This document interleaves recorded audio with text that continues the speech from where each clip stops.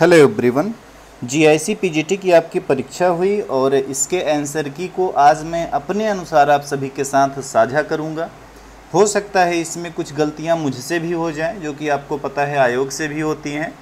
तो उन गलतियों को लेकर के आपको ज़्यादा परेशान नहीं होना है और जैसे ही आयोग का ऑफिशियल आंसर किया आएगा फिर आप उससे अपने आंसर मैच कीजिएगा, फिर आपको सही अनुमान मिल पाएगा। यहाँ पे मैं अपना अनुमान दे रहा हूँ कि मेरे अनुसार इसके उत्तर क्या हो सकते हैं।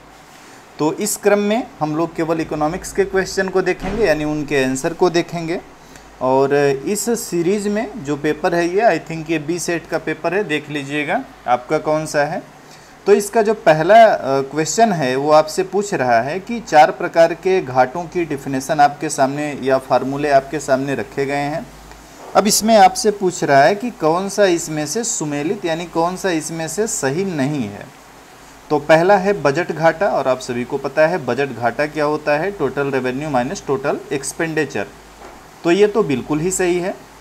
उसके बाद दूसरा ऑप्शन है राजस्व घाटा, ये होता है आपका टोटल रेवेन्यू और टोटल एक्सपेंडिचर। तो ये भी आपका जो है राइट आंसर है।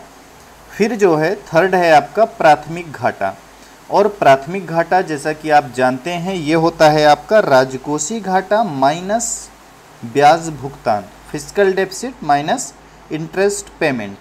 तो ये क्या है, ये आपका गलत हो गया। तो अब आप देख सकते हैं कि इसमें आपको एक गलत आंसर या गलत फार्मूला मिल गया है। तो इस प्रश्न का जो सही जवाब होगा वो होगा सी वाला ऑप्शन। ठीक है, इसी क्रम में आगे बढ़ेंगे हम लोग क्वेश्चन नंबर 42 को देखेंगे। और इसमें आपसे पूछ रहा है कि ये जो लाइन है ओ से यस तक ये क्या प्रदर्शित कर रही है। तो ये जो लाइन है ये आपका प्रदर्शित कर रही है स्केल लाइन, यानी कि पैमाने की रेखा। ये आपका पैमाने की रेखा को प्रदर्शित कर रही है। फिर आगे बढ़ेंगे, क्वेश्चन नंबर 43 को देखेंगे। और क्वेश्चन नंबर 43 आपसे पूछ रहा है कि उपभोक्ता व्यवहार के व्यक्ति अधिमान सिद्धांत मीन्स रिवील्ड प्रेफरेंस थ्योरी। अब इस थ्योरी के अंतर्गत इसमें से कौन सी मान्यता सही नहीं है।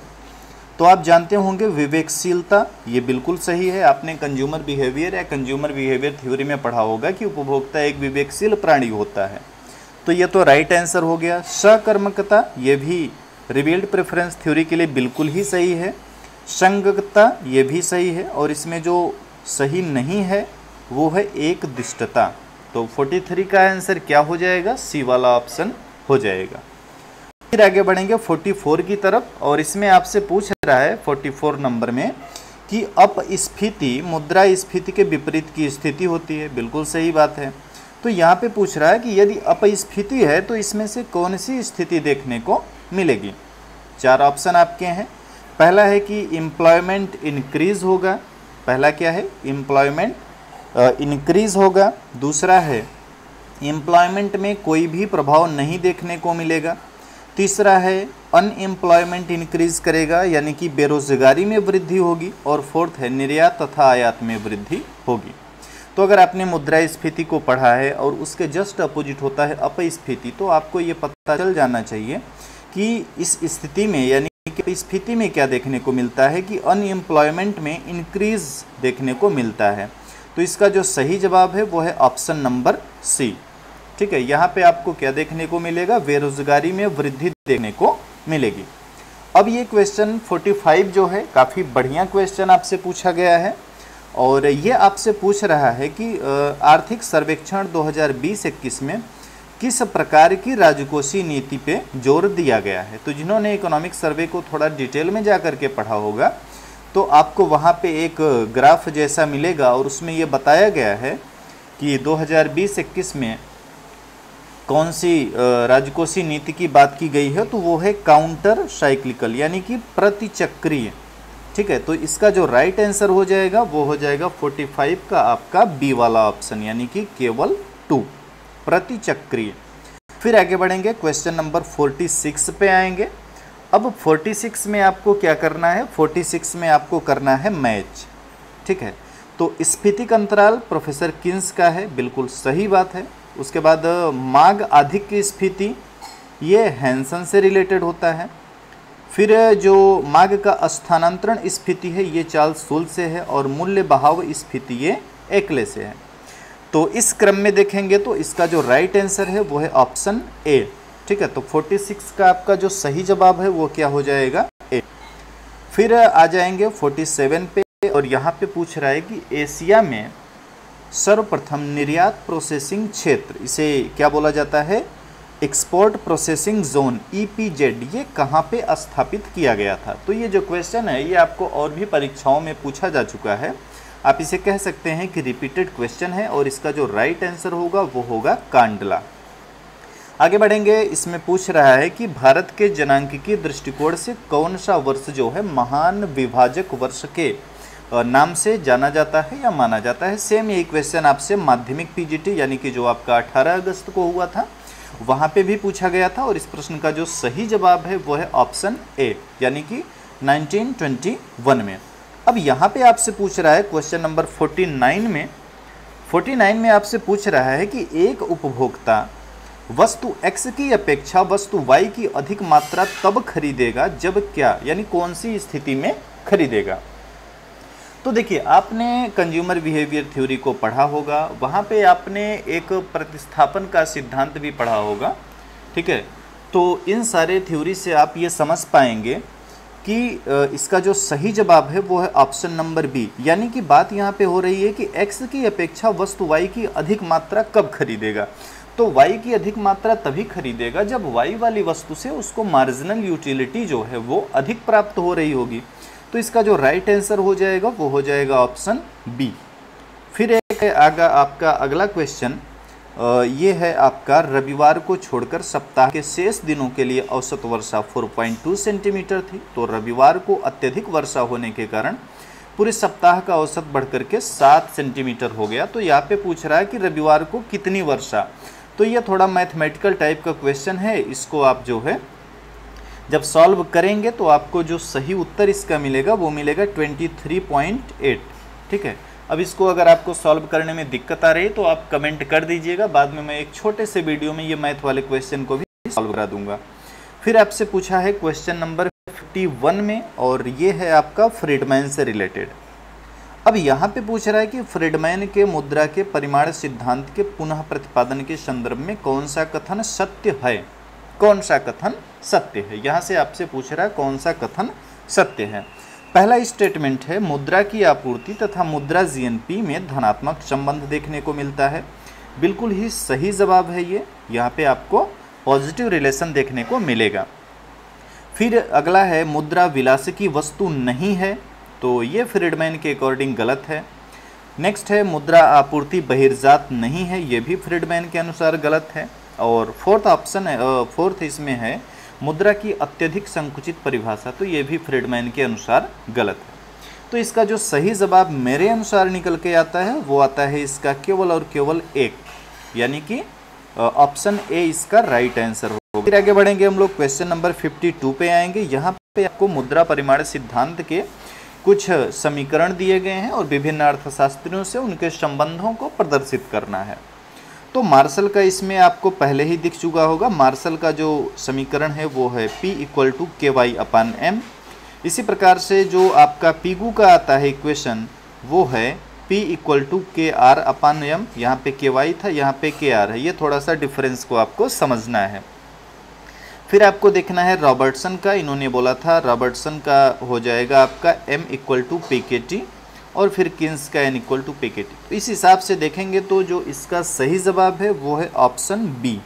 ठीक है, 52 का सही जवाब हो जाएगा ऑप्शन बी। फिर आगे बढ़ेंगे, आपका क्वेश्चन नंबर 53, गणनावाचक उपयोगिता सिद्धांत के अनुसार मुद्रा की जो सीमांत उपयोगिता है ये आपसे पूछ रहा है। तो बिल्कुल ये फैक्ट है, अब इसमें आपको बहुत ज़्यादा समझने या समझाने वाला कुछ है नहीं। यहाँ पे क्या होता है, मुद्रा की सीमांत उपयोगिता स्थिर रहती है। ठीक है, मुद्रा की सीमांत उपयोगिता क्या रहेगी, स्थिर रहेगी। नेक्स्ट है क्वेश्चन नंबर 54, और आपसे ये पूछ रहा है 54 में आपसे ये पूछ रहा है कि, तो क्वेश्चन नंबर 54 आपसे क्या पूछ रहा है, यह एक पुस्तक है और इस पुस्तक को किसने लिखा था। तो बिल्कुल इसका सही उत्तर है ड्यूजनबेरी की ये पुस्तक है, income saving and theory of consumer behaviour. फिर आगे बढ़ेंगे, ये आपका स्टैटिक्स का क्वेश्चन है और ये बिल्कुल फार्मूला बेस्ड है। आपसे पूछ रहा है कि इसमें माध्यिका का मूल्य क्या होगा, तो आप फार्मूले में सभी वैल्यू को पुट करेंगे तो इसका जो सही जवाब निकल के आपका आएगा वो है डी वाला ऑप्शन 18.8। अगर आपको स्टैटिक्स के क्वेश्चन में सॉल्व करने में किसी प्रकार की समस्या आई है तो आप लोग कमेंट कीजिएगा, जितने क्वेश्चन हैं उसका मैं एक छोटा सा वीडियो बना करके अपलोड कर दूंगा। यहाँ पे हम लोग सिर्फ और सिर्फ अभी आंसर की को देख रहे हैं। अब आ जाइए क्वेश्चन नंबर 56 पे। तो क्वेश्चन नंबर 56 आपको यहाँ पे मैच करना है, ठीक है। अब इसमें पहला है IMF, तो बिल्कुल सही बात है कि IMF का संबंध है SDR से है, तो इस हिसाब से IMF का आपका SDR हो जाता है। फिर है आपका IBRD। IBRD क्या है? IBRD अब जो मेरे अनुसार है ये आर्थिक विकास तथा पुनर्निर्माण हेतु ऋण को प्रदान करता है। मीन्स इसका जो मेरे अनुसार उत्तर है बी वाले का 3, ठीक है, बी वाले का 3, ये मेरा अनुमान है। अगर आपको इसमें किसी प्रकार का कन्फ्यूजन है तो आप कमेंट में इसको डिस्कस कर सकते हैं। फिर इसमें है आपका IDA, ठीक है, कौन सा है इसमें आपका अगला IDA, तो IDA मेरे अनुसार जाएगा 4th पे, ठीक है, रियायती दीर्घकालीन ऋण पे। उसके बाद इसमें है आपका IFC और ये मेरे अनुसार जा रहा है पहले वाले ऑप्शन पे, यानी निजी कंपनियों पे निवेश पे। तो इसके अनुसार इसका मेरे अनुसार सही जवाब हो जाएगा सी वाला ऑप्शन, ठीक है। किसी प्रकार का अगर आपको इसमें कन्फ्यूजन है तो आप कमेंट में मुझसे डिस्कस कर सकते हैं। आ जाइए क्वेश्चन नंबर 57 पे, और 57 में थोड़ा सा कन्फ्यूज़न है, तो अब हम लोग इसका अनुमान या इंतज़ार करेंगे कि आयोग क्या मानता है। लेकिन अभी मुझे जो लग रहा है कि मेरे अनुसार 57 का सही जवाब होना चाहिए ए की पॉसिबिलिटी थोड़ा सा ज़्यादा लग रही है। बाकी अगर आपके पास कोई इसका ठोस प्रमाण है तो आप कमेंट में डिस्कस कर सकते हैं, या फिर इस क्वेश्चन को हम लोग सेव रख सकते हैं कि आयोग इसमें क्या बताता है। तो 57 का मेरे अनुसार ए होता है, कि देखिए क्या होता है आगे। अब आपसे नेक्स्ट पूछ रहा 58 कि कौन सा त्वरक सिद्धांत से जुड़ा हुआ नहीं है, तो बिल्कुल एफ्टालियन भी जुड़े हुए हैं, क्लार्क भी हैं, सैमुअल्सन यानी किन्स, यानी इसका सही जवाब हो जाएगा बी वाला ऑप्शन। आगे बढ़ेंगे 59 को देखेंगे, और ये आपसे पूछ रहा है कि निम्न में से कौन सा सहसंबंध मापने की विधि है। 59 कौन सा मापने की विधि है, तो मेरे अनुसार इसका क्या कहते हैं, स्कैटर डायग्राम भी सही जवाब होगा, कार्ल पियर्सन भी होगा, और रैंक डिफरेंस मेथड। यानी कि जो मेरा अनुमान कह रहा है इस प्रश्न के सही जवाब के लिए ए डी वाला ऑप्शन है, यानी पहला, दूसरा और तीसरा, ये तीनों जो है मापने की विधि हैं। क्वेश्चन नंबर 60 पे आएंगे, 60 नंबर पे, और ये मेक इन इंडिया से रिलेटेड है, जो कि आपसे पूछ रहा है कि इसमें से मेक इन इंडिया के संबंध में कौन से सही हैं। तो देखिए मेक इन इंडिया ये 2014 में आता है, बिल्कुल सही बात है, और इसका उद्देश्य भारत में कंपनियों को विनिर्माण हेतु प्रोत्साहन देना और निवेश को सुगम बनाना है। तो मेरे हिसाब से दोनों स्टेटमेंट ये सही निकल के आते हैं। तो जो इसका राइट आंसर है वो मेरे अनुसार आएगा ए और बी, यानी कि दोनों इसके सही जवाब हैं। तो ऑप्शन नंबर सी मेरे अनुसार ये सही हो जाता है। आगे बढ़ेंगे, क्वेश्चन नंबर 61 को देखेंगे, और ये रिपीटेड क्वेश्चन है जो कि आपसे अक्सर पूछ लेता है इकोनॉमिक्स के एग्जाम में, और ये पूछ रहा है कि कौन सा इसमें एडम स्मिथ के सिद्धांत यानी एडम स्मिथ के टैक्सेशन थ्योरी से रिलेटेड नहीं है। अब इसमें कुछ समझने और समझाने वाली बात नहीं, बिल्कुल फैक्ट वाला क्वेश्चन है, इसमें आपका डी वाला राइट आंसर होगा। आगे बढ़ेंगे, क्वेश्चन नंबर 62 को देखेंगे, और ये आपसे पूछ रहा है कि फिशर के आदर्श सूचकांक को कैसे संतुष्ट किया जाता है। तो देखिए फिशर के आदर्श सूचकांक में आपका फैक्टर भी होता है और टाइम भी होता है, तो इसके अनुसार इसका सी वाला आंसर जो है सही जवाब होगा मेरे अनुसार। फिर आगे बढ़ेंगे, क्वेश्चन नंबर 63 पे आएंगे। अब 63 में थोड़ा सा कन्फ्यूजन है, 63 में थोड़ा सा कन्फ्यूजन है, लेकिन जो मेरे अनुसार राइट आंसर है वो सी आना चाहिए, ठीक है, क्योंकि पीएम किसान संपदा ये 2017 में आई थी आई थिंक, बाकी तो सब सही हैं लगभग। तो देख लीजिएगा अब इसमें आयोग क्या मानता है, लेकिन मेरा अनुमान कहता है कि इसमें इसका जो सही जवाब है वो होना चाहिए सी। आगे बढ़ेंगे हम लोग, क्वेश्चन नंबर 64 को देखेंगे, और 64 आपसे पूछ रहा है कि इसमें से कौन सा, जैसे 4 आपको दिए हुए हैं मध्य, अब इसमें से कौन सा व्यक्तिक यानी व्यक्तिगत आय में सम्मिलित नहीं होता है। तो देखिए इसका जो सही जवाब होगा क्वेश्चन नंबर 64 का, तो उसको चलिए हम लोग देख लेते हैं। देखिए सामाजिक सुरक्षा अंशदान ये तो शामिल होता है, ठीक है। हस्तांतरण भुगतान ये शामिल नहीं होगा। इसी प्रकार से कंपनियों के अविभाजित लाभ ये भी नहीं शामिल होंगे और निगम आयकर ये भी शामिल नहीं होगा। तो इसका जो सही जवाब होगा ये हो जाएगा ऑप्शन नंबर बी, ठीक है। मेरे अनुसार 64 का ऑप्शन नंबर बी, इसमें 2, 3 और 4 वैयक्तिक आय में शामिल नहीं होता है। फिर आगे बढ़ेंगे, क्वेश्चन नंबर 65 को देखेंगे और क्वेश्चन नंबर 65 आपसे पूछ रहा है कि माध्य विचलन का मान न्यूनतम होता है जबकि उसकी गणना निम्न में से कैसे की जाती है। इसका राइट आंसर है माध्य। स्टैटिक का बिल्कुल बेसिक क्वेश्चन है। आप देखेंगे जैसे आपका पीजीटी का कोई भी एग्जाम हो, चाहे माध्यमिक का पीजीटी हो या जीआईसी का पीजीटी हो, और केवल यूपी की मैं बात नहीं कर रहा, आप अदर स्टेट में भी चले जाइए, वहाँ पे जो आप देखेंगे कि स्टैटिक के क्वेश्चन अक्सर रिपीटेड होते हैं, नए क्वेश्चन नहीं बनाए जाते हैं। तो इसका राइट आंसर हो जाएगा, ठीक है। 66 को देखेंगे, ये पूछ रहा है 2020 में इकोनॉमिक्स का नोबेल। इसको तो कोई गलत कर ही नहीं सकता, क्योंकि जैसे ही नोबेल आता है मैं भी इस पर वीडियो डालता हूँ, बहुत सारे लोग इस पे वीडियोस डाल देते हैं चैनल पे अपने, तो ये तो बिल्कुल सबने सही किया होगा। नेक्स्ट है क्वेश्चन नंबर 67 और आपसे पूछ रहा है कि कौन सा इसमें से करों के विवर्तन पे प्रभाव डालता है। तो ये थोड़ा सा मुझे जो है कंफ्यूज कर रहा है क्वेश्चन, लेकिन मेरा जो अनुमान कह रहा है 67 के लिए, वह कह रहा है कि इसमें से 4 के चारों जो है प्रभाव डालेंगे टैक्स के शिफ्टिंग पे। अब देख लीजिएगा आयोग क्या मानता है, लेकिन मेरा अनुमान यह है कि इसका राइट आंसर डी होना चाहिए। बाकी इंतजार करते हैं कि आयोग इसमें क्या उत्तर देता है।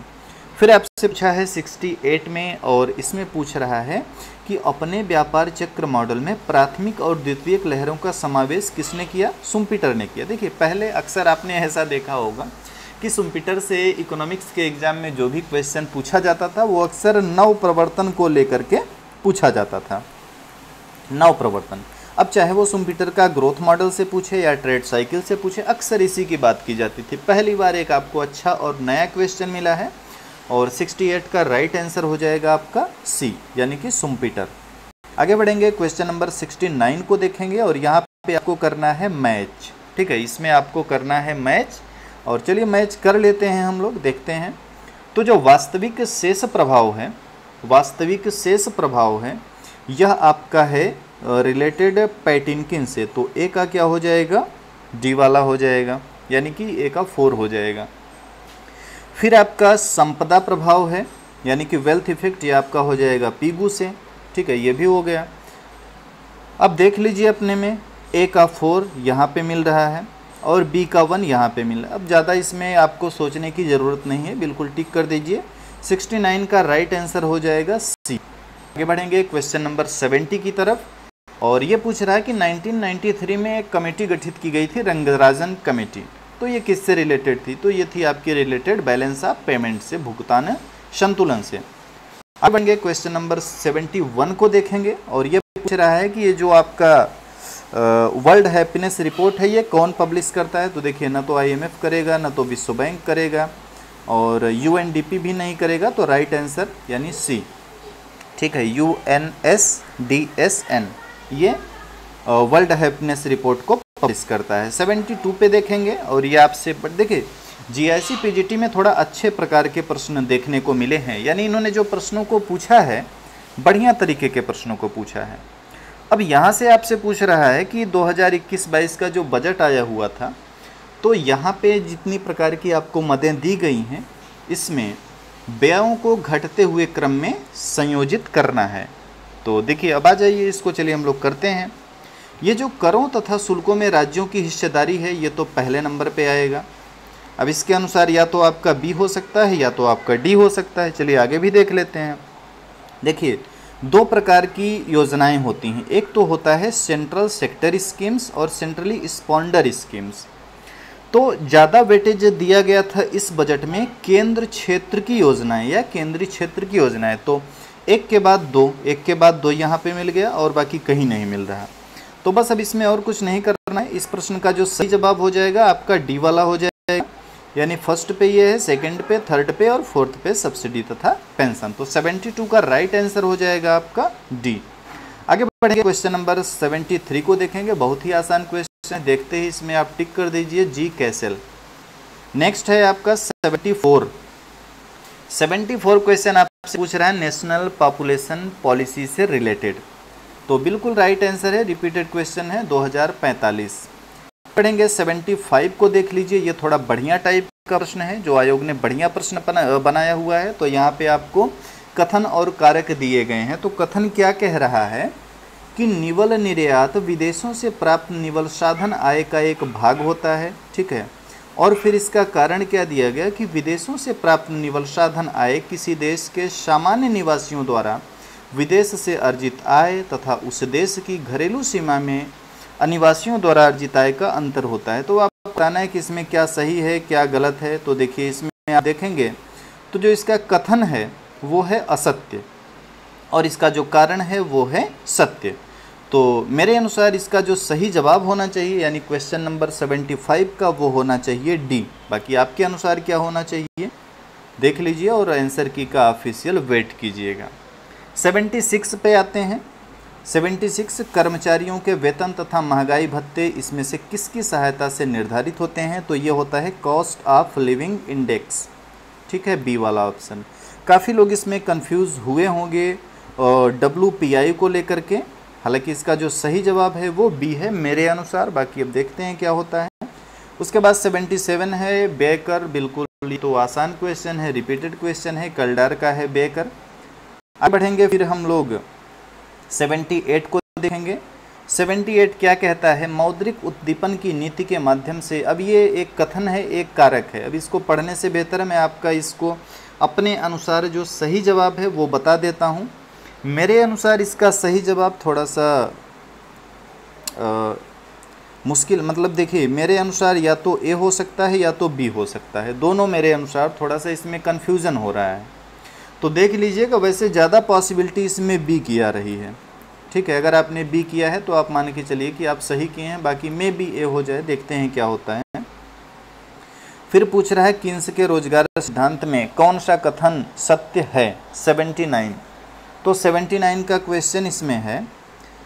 अब इसको थोड़ा सा पढ़ेंगे या चलिए डायरेक्ट मैं आपको आंसर बता देता हूँ। 79 का हो जाएगा ए। इसमें ये भी सही है और ये भी सही है, बल्कि यह सही नहीं है, ठीक है। 80 पे आएंगे, बिल्कुल आसान है, NK सिंह 15 फाइनेंस कमीशन। आगे बढ़ेंगे, क्वेश्चन नंबर 81। अब इसमें आपको क्या करना है, बुक को मैच करना है राइटर के अकॉर्डिंग। तो मैं आपको डायरेक्ट आंसर बताता हूँ सी। देख लीजिएगा आपने क्या किया हुआ है, ये इसका सही जवाब। क्वेश्चन नंबर 82 पे आएंगे। यहाँ से आपसे पूछ रहा है कंज्यूमर सरप्लस, कंज्यूमर सरप्लस। तो इसका जो राइट आंसर ये आपका हो जाएगा कंज्यूमर सरप्लस। 82 पे आप देखेंगे तो इसका जो राइट आंसर है वो हो जाएगा डी वाला, और ये है आपका कंज्यूमर सरप्लस, ठीक है। तो इसका सही जवाब डी। आगे बढ़ेंगे, क्वेश्चन नंबर 83 को देखेंगे। यहाँ से आपसे पूछा हुआ है फार्मूला। 83 का जो सही जवाब है वो है आपका बी, ठीक है। ट्राइसेम योजना किससे संबंधित थी, ये आपका है क्वेश्चन नंबर 84, और ये संबंधित थी रूरल यूथ एम्प्लॉयमेंट से। ट्राइसेम ग्रामीण युवा रोजगार। माँ की आड़ी लोच की वैज्ञानिक व्याख्या किसने दिया है। देखिए ये प्रश्न थोड़ा सा विवादित बन सकता है। अगर हम लोग क्रॉस इलास्टिसिटी की बात करें तो यहाँ पे सबसे पहले नाम आता है थॉमस मूर का। जैसे ही थॉमस मूर से हम लोग आगे बढ़ेंगे फिर ये आ जाते हैं रॉबर्ट ट्रिफिन, ठीक है। उसके बाद इसमें कुछ योगदान मार्शल का भी आपको देखने को मिला होगा। तो अब देखने वाली बात क्या है कि आयोग इसका सही जवाब क्या मानता है। हालांकि अभी के हिसाब से देखिए मार्शल भी माना जा सकता है, लेकिन मैं यही कहूँगा कि अगर आपने इस प्रश्न में रॉबर्ट ट्रिफिन को किया हुआ है तो ये आपका सही होने की पॉसिबिलिटी ज़्यादा है।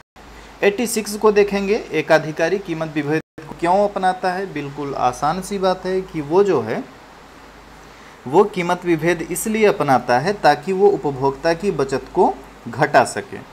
तो बी इसका सही जवाब। समूह संतुलन की बात किसने किया था, चैम्बरलिन ने किया था। मानव विकास रिपोर्ट का प्रकाशन 1990, ठीक है। आगे बढ़ेंगे, क्वेश्चन नंबर 89, और यह एक बढ़िया प्रश्न है। आपसे पूछ रहा है कि कौन सा इसमें हाई पावर्ड मनी में शामिल नहीं किया जाता है।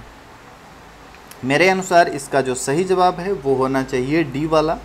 बाकी हो सकता है इसमें थोड़ा विवाद की स्थिति बन जाए तो आयोग के ऑफिशियल आंसर देखा जाएगा, लेकिन डी की पॉसिबिलिटी ज़्यादा लग रही है। क्वेश्चन नंबर 90 पे आएंगे। आपके सामने कथन है और रीज़न है, तो इसका मैं डायरेक्ट सही जवाब बताता हूँ। इसका मेरे अनुसार ए सही उत्तर होना चाहिए। आगे बढ़ेंगे, 91 को देखेंगे। 91 आपसे पूछ रहा है कि पूर्णतया पूरक वस्तुओं की स्थिति में तटस्थता वक्र आकार एल आकृति का होता है। रिपीटेड क्वेश्चन है। सार्क का सदस्य कौन नहीं है? सार्क का सदस्य कौन नहीं है?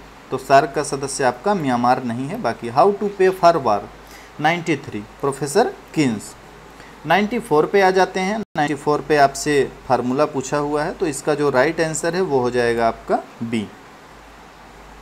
उसके बाद आ जाएंगे 95 पे, और 95 में भी आपसे फार्मूले की ही बात किया है, तो इसका राइट आंसर हो जाएगा ए।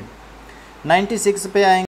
ये करंट वाले क्वेश्चन तो ज़्यादातर मैंने जो आपको पीडीएफ प्रोवाइड कराई थी, आप देख लीजिएगा क्रॉस चेकिंग के लिए, वहाँ पे आपको ये सारे क्वेश्चन मिल जाएंगे। मैंने लाइव में भी इस प्रश्न को डिस्कस किया था।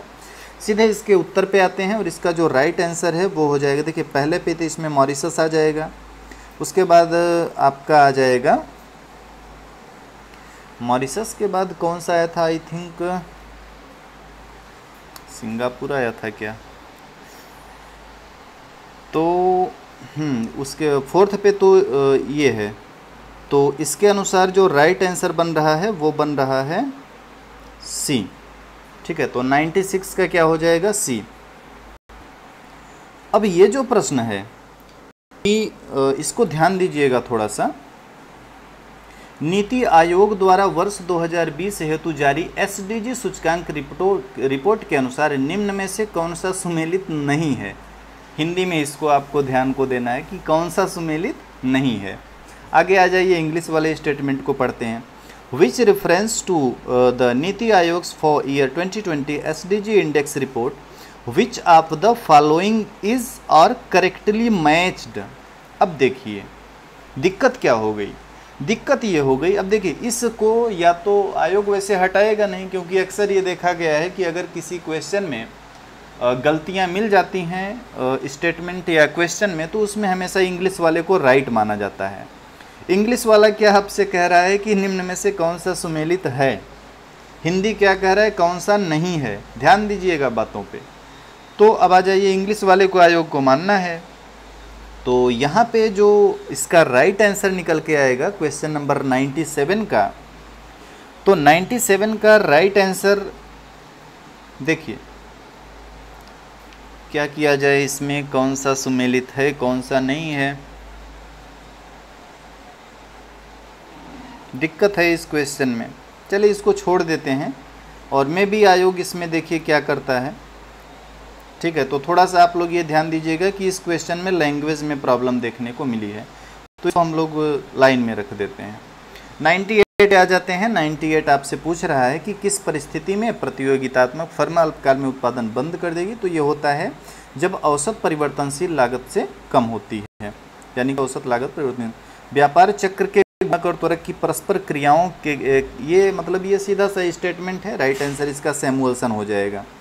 क्वेश्चन नंबर 100 पे आएंगे, विनिमय दर से रिलेटेड है, और ये आपसे पूछ रहा है कि कौन से कथन इसमें सही हैं। राइट आंसर इसका हो जाएगा सी, इसमें एक और दो दोनों सही हैं। आगे बढ़ेंगे, क्वेश्चन नंबर 101 पे आएंगे, जो आपसे पूछ रहा है कीमत प्रभाव से रिलेटेड। इसका राइट आंसर हो जाएगा सी। यहाँ पे मौद्रिक आय भी परिवर्तित होती है, यह इसमें गलत स्टेटमेंट है, बाकी सबके सब सही है। क्वेश्चन नंबर 102 को देखें। 102 क्या होता है, बिल्कुल सिंपल सी बात है, इसका बी वाला आंसर आपका सही हो जाएगा। क्वेश्चन नंबर 103 पे आ जाते हैं। इसको आपको कालक्रम के अनुसार सुमेलित करना है। तो देखिए योजना आयोग की स्थापना सबसे पहले होती है, उसके बाद फिर क्या होगा, नई आर्थिक नीति आएगी, उसके बाद फिर 12वीं योजना प्रारंभ होगी, फिर नीति आयोग। तो इसका राइट आंसर आपका हो जाएगा कौन सा हो जाएगा, डी वाला हो जाएगा। क्वेश्चन नंबर 104 आपसे पूछा कि डब्ल्यूटीओ में भाई कितने सदस्य हैं। 104 सदस्य हैं, कुछ इसमें दिक्कत है ही नहीं। 105 थोड़ा बढ़िया टाइप का क्वेश्चन है, पूछा है कि भुगतान संतुलन के चालू खाते के अंतर्गत क्या आएगा। चलिए 105 को भी देख लेते हैं। इसका सही जवाब है, इसमें निवेश आय आएगी, अप्रत्यक्ष आएगा, उपहार और अनुदान आएगा। तो 105 में आ जाइए, सी वाला आंसर इसका सही होना चाहिए मेरे अनुसार। किसी प्रकार की दिक्कत है आप कमेंट में डिस्कस कर सकते हैं, मैं आपको रिप्लाई जरूर दूंगा। अब यहाँ पे आपको बताना है कि कौन सबसे पहले आया कौन सबसे बाद आया, थोड़ा सा दिमाग लगा के करेंगे तो इसका जो राइट आंसर निकल के आएगा वो आएगा बी वाला। इसमें बहुत ज़्यादा कुछ डिस्कस करने की बात नहीं है। रोजगार गुणक सब जानते हैं किससे रिलेटेड है, आरएफ कौन से रिलेटेड है। 108 आ जाइएगा, पारिवारिक उपभोग व्यय को प्रदर्शित करने में कौन सा चित्र सर्वश्रेष्ठ होता है, तो इसका राइट आंसर है वृत्ताकार पाई चित्र। फिर है मुद्रा के स्थैतिक कार्य के संबंध में कौन सा सही है, 109। अब देखिए मूल्य का मापक, सही बात है, ये तो आ ही जाना चाहिए। उसके बाद मूल्य का संचय, मूल्य का संचय भी आपका आना चाहिए। साख निर्माण, ये थोड़ा सा गड़बड़ लग रहा है, और विनिमय का माध्यम सही। मेरे अनुसार इसका सही जवाब सी है, बाकी थोड़ा सा देखते हैं क्या होता है आगे इसमें। 110 पे आ जाएंगे, तो ये जो आर्थिक और सामाजिक नियोजन ये किस सूची का विषय है, तो ये है समवर्ती सूची का, यानी इस पे केंद्र भी कार्य करता है और राज्य भी कार्य करता है। क्वेश्चन नंबर 111 पे देख लेते हैं। 111 का राइट आंसर है इंपीरियल बैंक ऑफ इंडिया। बिल्कुल, अब इसमें कुछ सोचना समझना नहीं है। फिर 112 पे आ जाएंगे। 112 का राइट आंसर है खुले बाजार की क्रियाएं। 113 आ जाएगा, रिपीटेड क्वेश्चन है जो कि पीकॉक वाइजमैन से अक्सर पूछता रहता है।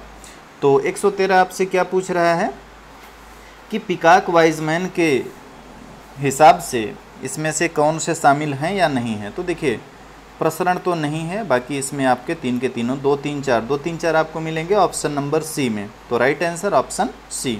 आगे बढ़ेंगे, क्वेश्चन नंबर 114 को देखेंगे। Planned economy for India, M Visvesvaraya, इसमें कुछ पूछना ही नहीं है। आगे बढ़ेंगे, क्वेश्चन नंबर 115 पे आ जाएंगे। तो 115 को अगर आप ध्यान से देखेंगे तो इसका राइट आंसर निकल के आएगा सी वाला, क्योंकि 1991 के आसपास 1-2 वर्षीय योजनाएं भी आई थी, तो वहाँ पे ये क्रम थोड़ा सा गड़बड़ हो गया था। बाकी इसमें सबके सब सही हैं। 116 पे आएंगे, ये आपसे पूछा हुआ है यूके ओडीओपी से, इसको आप मैच करेंगे तो इसका राइट आंसर निकल के आएगा, वो आएगा आपका ऑप्शन नंबर डी। अब आप मैच करके देख लीजिएगा कौन सा कैसे हो जाएगा। इसमें फैक्ट वाली चीज़ें हैं वो, उसमें कुछ ज़्यादा समझना नहीं। क्वेश्चन नंबर 117 पे आ जाएंगे।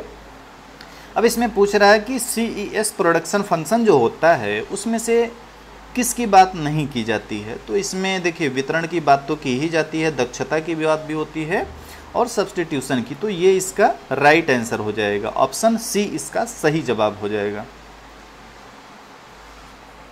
नहीं, 1 मिनट रुकिएगा, यहाँ पे थोड़ा सा कंफ्यूजन है।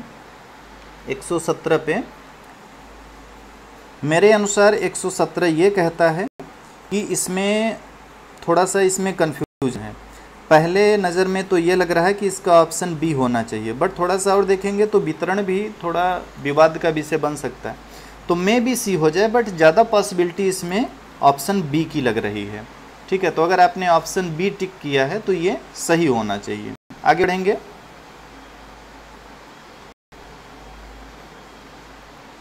ये आपसे पूछ रहा है मार्ग की लोच क्या होगी बिंदु ए पे। ये है आपका क्वेश्चन नंबर 118 और 118 में आपसे पूछ रहा है, तो ये इसका डी वाला ऑप्शन सही हो जाएगा। आगे बढ़ेंगे क्वेश्चन नंबर 119 पे, और 119 पूछा कि आयताकार अतिपरवलय, रिपीटेड क्वेश्चन है, हर जगह पूछता है। जो आपका AFC कर्व होता है ये आपका आयताकार अतिपरवलय। 120 क्वेश्चन आपसे पूछ रहा है कि चरम मूल्यों से सर्वाधिक प्रभावित होने वाले अपकिरण की माप, ये आपका रेंज होता है। तो देखिए मैंने यहाँ पे आपको करा दिया अपने अनुसार आंसर। अब कुछ प्रश्नों पे मुझे भी डाउट था, वो मैंने साइड में रख दिए या आपको बता दिए कि इसका ए भी हो सकता है, बी भी हो सकता है। बाकी अपने तरीके से मैंने सभी क्वेश्चन के आंसर ठीक बताए हैं। हो सकता है उसमें मुझसे भी कुछ गलतियाँ हुई हों, तो बिल्कुल सही जवाब तो आपको आयोग ही दे पाएगा, क्योंकि वो जो देगा वही माना जाएगा। मैंने यहाँ पे अपने तरीके से बताया। अब आप मैच करके कमेंट में बताइएगा इकोनॉमिक्स में 80 में आपके कितने बन रहे हैं। बाकी जीके को तो हम लोग साइड में रखते हैं अभी। मैं इकोनॉमिक्स का आपका स्कोर देखूंगा और फिर ऑफिशियल आंसर की आएगी, उससे आप देख लीजिएगा मैच करके। फिर स्कोर जो आपका सही स्कोर आएगा वो आप कमेंट करेंगे। ऑफिशियल आंसर की के आने के बाद भी एक वीडियो मैं अपलोड कर दूंगा, वहाँ पे आप सभी लोग अपने स्कोर को कमेंट करेंगे, तो इससे हम लोग मेरिट का अनुमान लगा पाएंगे। तो ये मेरा एक छोटा सा प्रयास था GIC PGT इकोनॉमिक्स के आंसर की के बारे में, और आप मैच करके कमेंट में मुझे बता सकते हैं कि आपके कितने सही और कितने गलत बन रहे हैं। तो वीडियो को देखने के लिए आप सभी का धन्यवाद। अच्छा लगता है तो इसको अपने दोस्तों तक ज़रूर शेयर करें, और कुछ भी अगर आपको कोई भी कन्फ्यूज़न है या कुछ भी आपको दिक्कत लग रही है तो आप कमेंट बॉक्स में कमेंट करें, मैं आपको ज़रूर रिप्लाई करूँगा। तो इस वीडियो में इतनी ही बातें, मिलते हैं हम लोग आगे किसी एक वीडियो में ऑफिशियल आंसर की के साथ।